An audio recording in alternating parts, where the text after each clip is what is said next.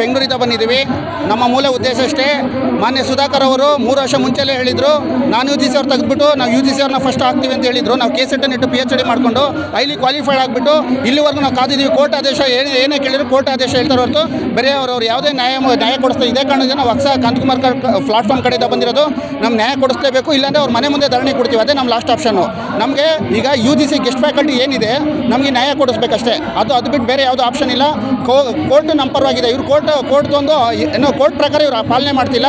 ನಾನು UGC ಅವ್ರ ಪರವರೇ. ಇವರೇನು ಮತ್ತೆ ನನ್ನ ಈ ವರ್ಷನ ಕಂಟಿನ್ಯೂ ಮಾಡಿರಂದರೆ ನಾವು ಏನು ಮಾಡಬೇಕು ನಮಗೆ ಗೊತ್ತಿದೆ. ಇವನ್ ಸುಧಾಕರ್ ಅವರೇ ಹೇಳ್ತೀವಿ, ತುಂಬ ಏನೋ ಮೃದು ಇರ್ಬೋದು. ಈ ವಿಚಾರದಲ್ಲಿ ಒಂದು ತಗೊಳ್ಳಿ, ಇಲ್ಲಾಂದರೆ ನೀವು ರಾಜೀನಾಮೆ ಕೊಡೋಂತ ನಾವು ಬಿಡೋಲ್ಲ. PSI ಇದ್ದಂಗೆ KS ಇದ್ದಂಗೆ ಹೋರಾಟ ಆಯಿತು. ಅದೇ ಥರ ಅತಿಥಿ ಗೆಸ್ಟ್ ಫ್ಯಾಕಲ್ಟಿದು ಒಂದು ಅದೇ ಆಗುತ್ತೆ. ದಯವಿಟ್ಟು ಯಾರು ಯಾವುದೇ ಕಾರಣಕ್ಕೂ ನಾವಂತೂ ಬಿಡಲ್ಲ. UGC ಗೆಸ್ಟ್ ಫ್ಯಾಕಲ್ಟಿಗೆ ಕ್ವಾಲಿಫೈಡ್ ಆದವರು ಎಲ್ಲರಿಗೂ ನ್ಯಾಯ ಸಿಗಲೇಬೇಕು. Thank you.